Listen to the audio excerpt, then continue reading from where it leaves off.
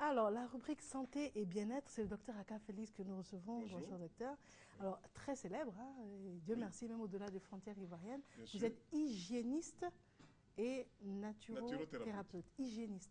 Oui, un hygiéniste, c'est une personne qui enseigne l'hygiène de vie, qui enseigne l'hygiène de base, c'est-à-dire comment manger, à quel moment il faut se coucher, toute la petite hygiène qu'il faut avoir pour être en bonne santé. Très bien. Donc, l'hygiéniste va enseigner l'hygiène vitale, qui est l'utilisation des facteurs naturels de santé. Alors, qu'est-ce qu'un facteur naturel de santé? C'est un facteur qu'on va utiliser. On peut utiliser l'eau pour se soigner. On peut utiliser l'air pour se soigner. On peut utiliser l'alimentation pour se soigner. On peut utiliser le jeûne pour se soigner. On peut utiliser le sommeil pour se soigner.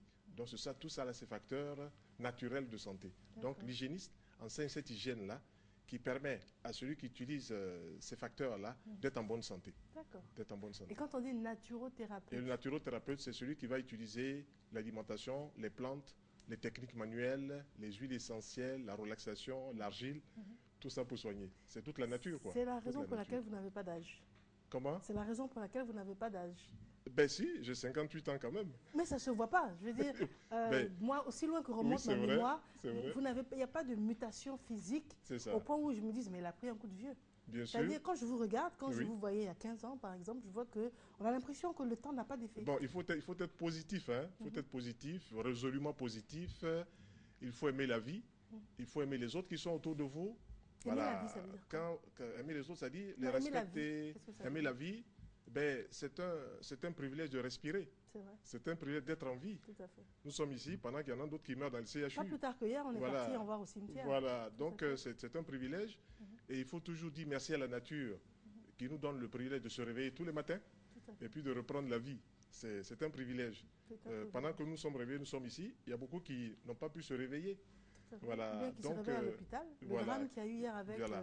l'effondrement Et du pont. Toute l'hygiène consiste à développer donc de bonnes pensées, être positif, avoir ce qu'on appelle le cosmocentrisme, se tourner vers les autres, parler avec les autres, respecter les autres, les aimer. Voilà, c'est toute une dimension Ça contribue à l'hygiène de vie. à l'hygiène de vie. Aimer les autres, Aimer aller les vers autres, les oui. autres, ça contribue à l'hygiène de vie. C'est-à-dire qu'on n'est pas obligé d'aimer quelqu'un pour dire je t'aime physiquement, mais aimer les autres, c'est respecter les autres, c'est avoir beaucoup de sympathie pour les autres.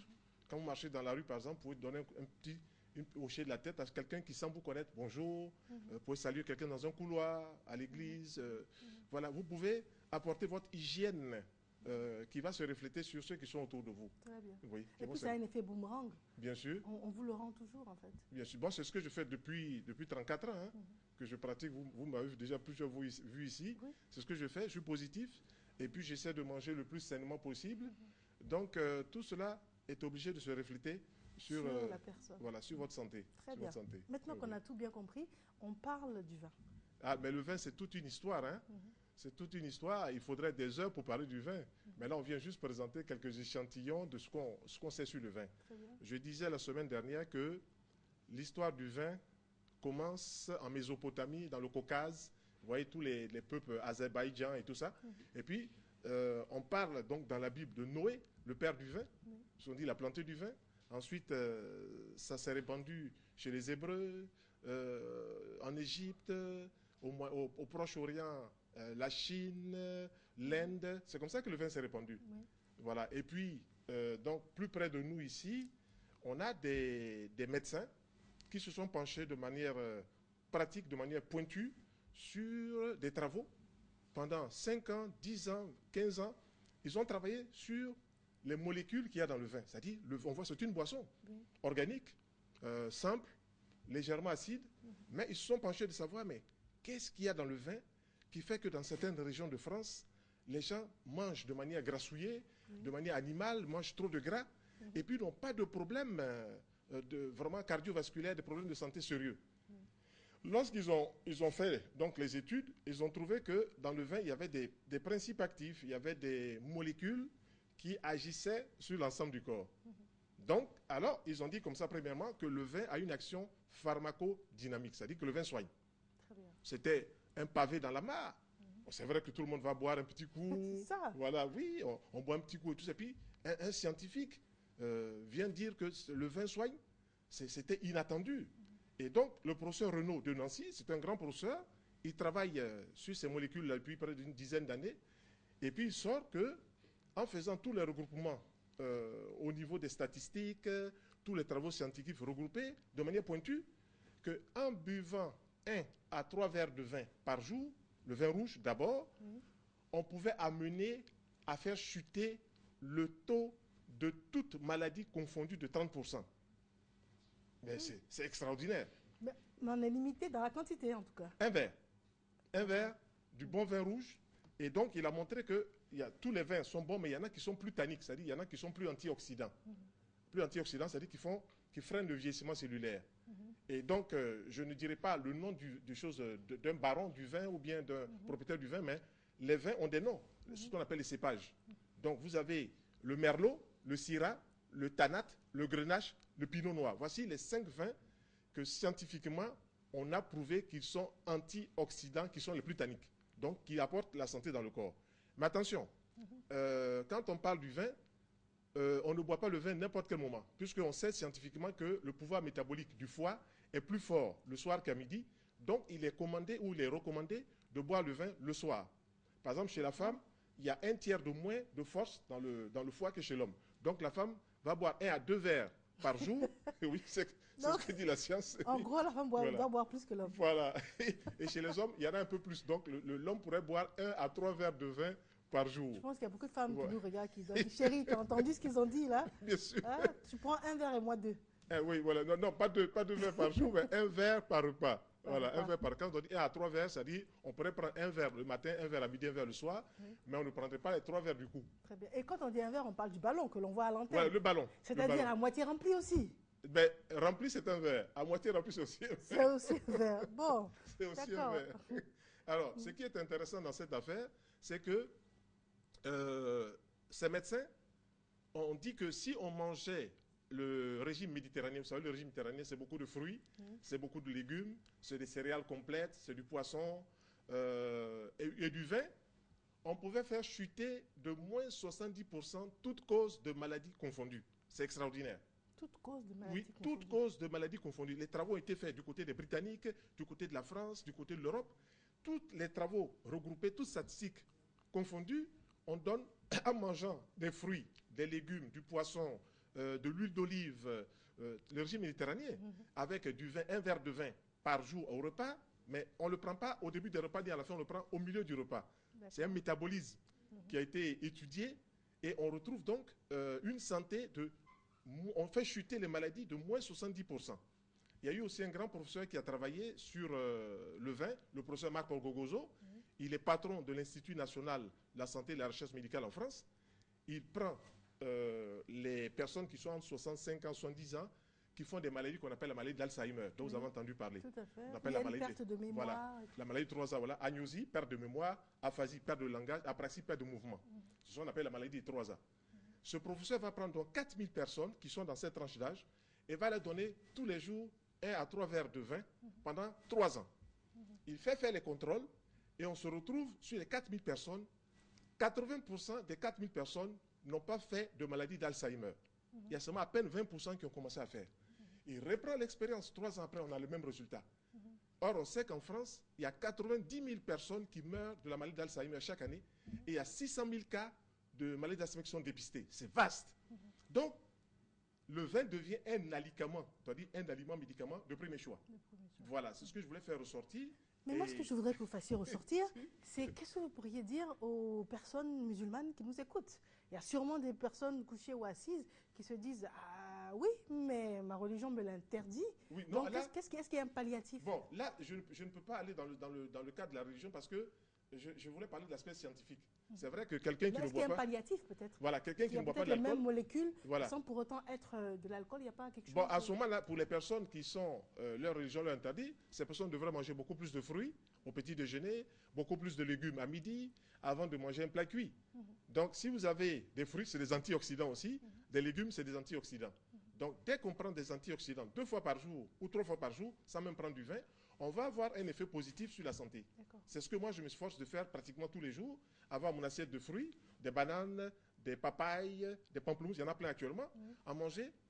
Et vous prenez plein d'énergie, plein de vitamines, plein de sels minéraux, vous rajeunissez vos cellules. Voilà, ça c'est le secret que tout le monde devrait faire. C'est pour ça que vous me dites tout à l'heure que je n'ai pas d'âge. Il n'y a pas d'effet. Voilà, parce que je le fais pratiquement tous les jours. À midi, soit c'est une grosse assiette de légumes ou bien un jus de légumes avant même de manger quelque chose.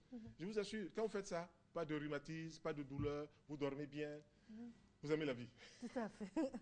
Alors, on va s'adresser maintenant, vous allez nous dire quoi faire concernant les personnes qui auraient du mal à se limiter à un verre.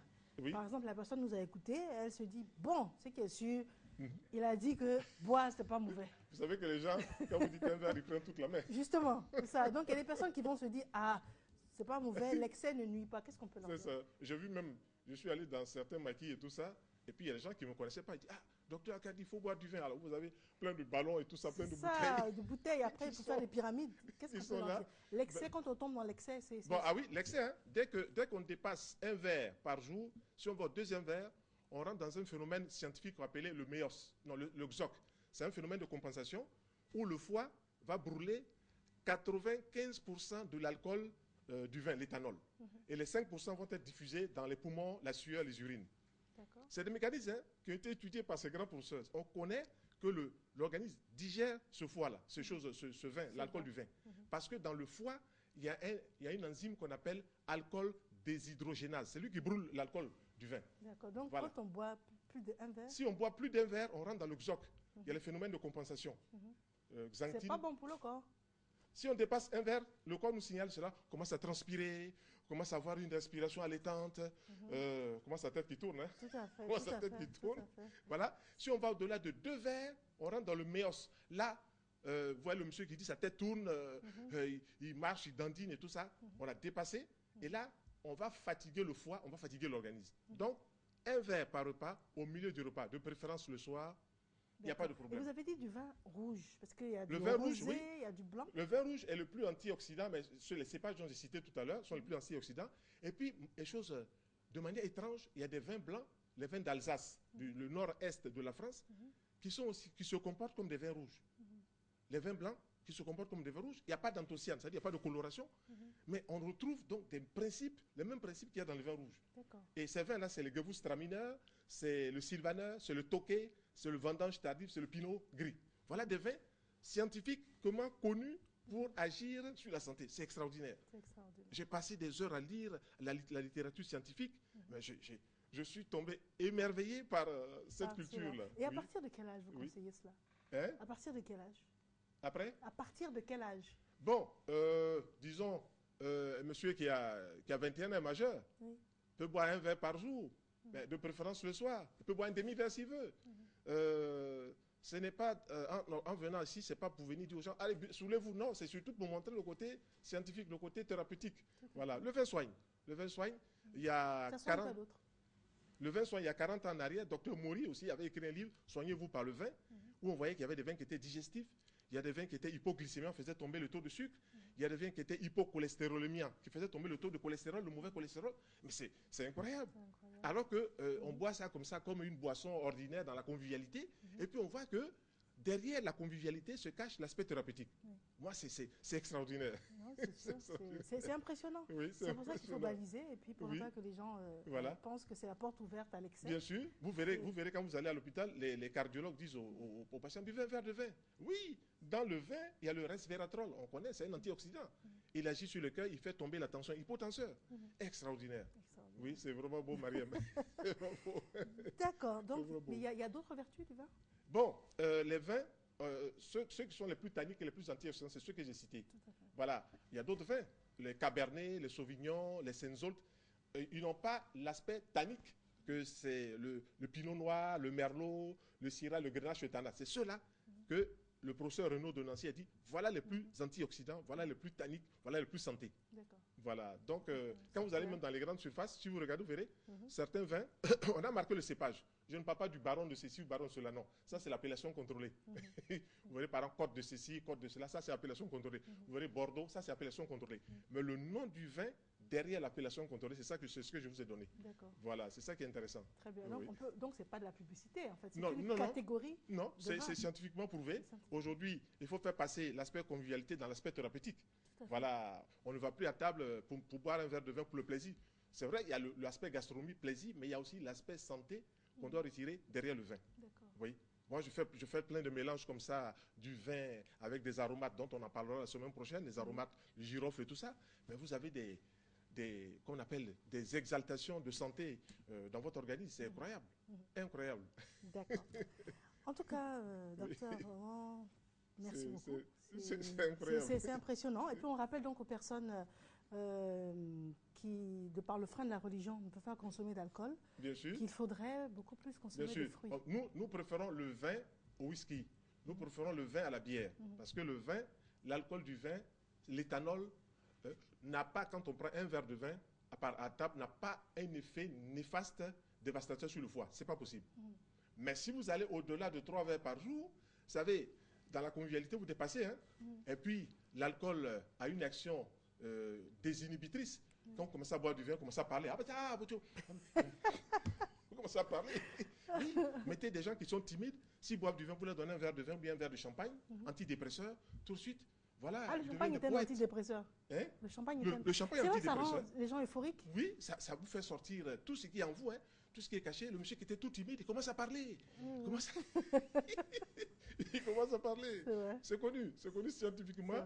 Dès que vous prenez un verre de vin, le monsieur se détend. Ce qu'il n'a pas envie de dire, commence à le dire. Tout ça. Oui, nous on a observé ça. Hein. Et puis nous avons fait aussi l'expérience en allant au-delà de 2 verres. Là, vous planez hein, complètement.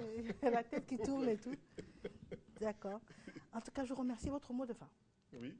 Voilà ce que je voulais dire sur le vin. Il y a beaucoup de choses, mais c'est bon, l'essentiel, c'est de montrer que ça a une action pharmacodynamique et une action eubiotique, c'est-à-dire en faveur de la vie. Voilà, c'est ce que je voulais surtout montrer. D'accord. Oui. En tout cas, je vous remercie. Mais c'est moi qui vous remercie. Et puis, avec plaisir, on se retrouve la semaine prochaine. Alors, à la discrétion de la réalisatrice Rokia Sissoko, nous avons en principe un extrait de pièce de théâtre.